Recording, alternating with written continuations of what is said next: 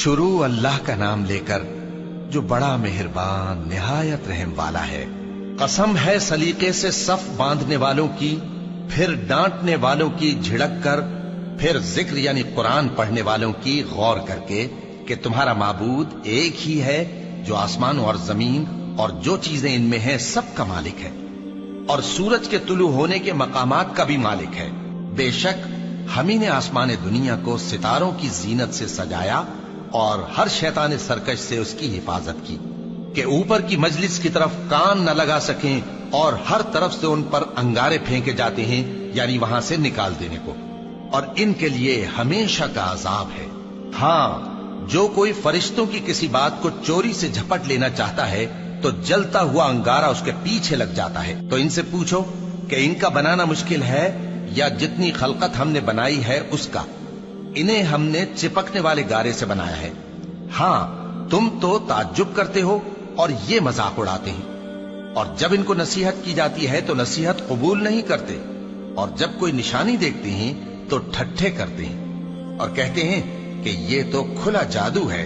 भला जब हम मर गए और मिट्टी और हड्डियां हो गए तो क्या फिर उठाए जाएंगे?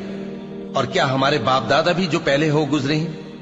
कह दो कि हां और तुम लोग जलील होगे। बस वो तो एक जोर की आवाज होगी और ये उसी वक्त देखने लगेंगे और कहेंगे हाय कमबख्ती हमारी, यही जजा का दिन है। कहा जाएगा कि हां, वही फैसले का दिन जिसको तुम झूठ समझते थे। फरिश्तों को हुक्म होगा जो लोग जुल्म करते थे उनको और उनके हम जिन्सों को और जिनको वो पूजा करते थे सबको जमा कर लो, यानी जिनको अल्लाह के सिवा पूजा करते थे, फिर उनको जहन्नम के रास्ते पर चला दो और उनको ठहराए रखो कि उनसे कुछ पूछना है।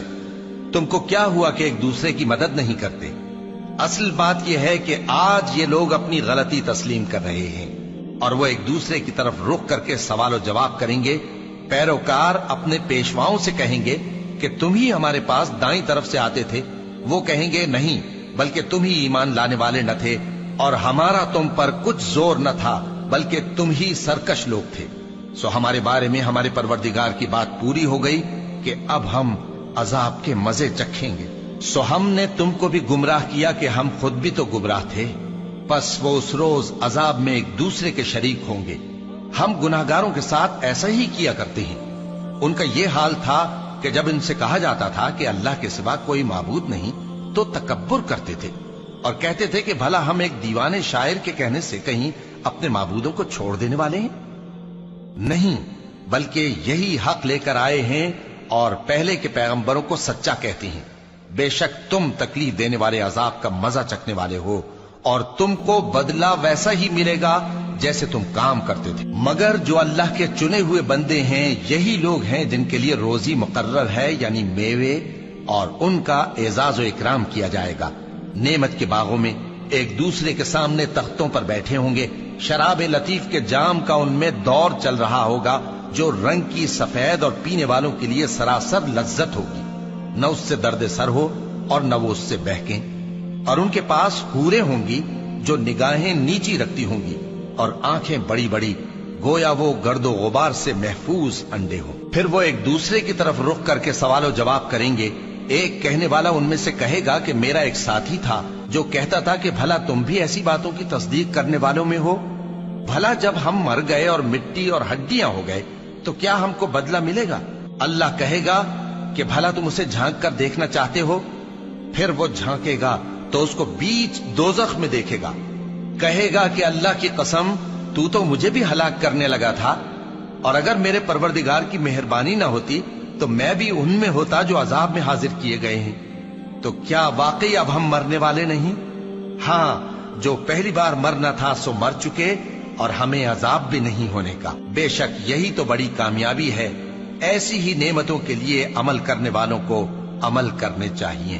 भला ये मेहमानी अच्छी है या थूहर का दरख्त? हमने उसको जालिमों के लिए बला बनाया हुआ है।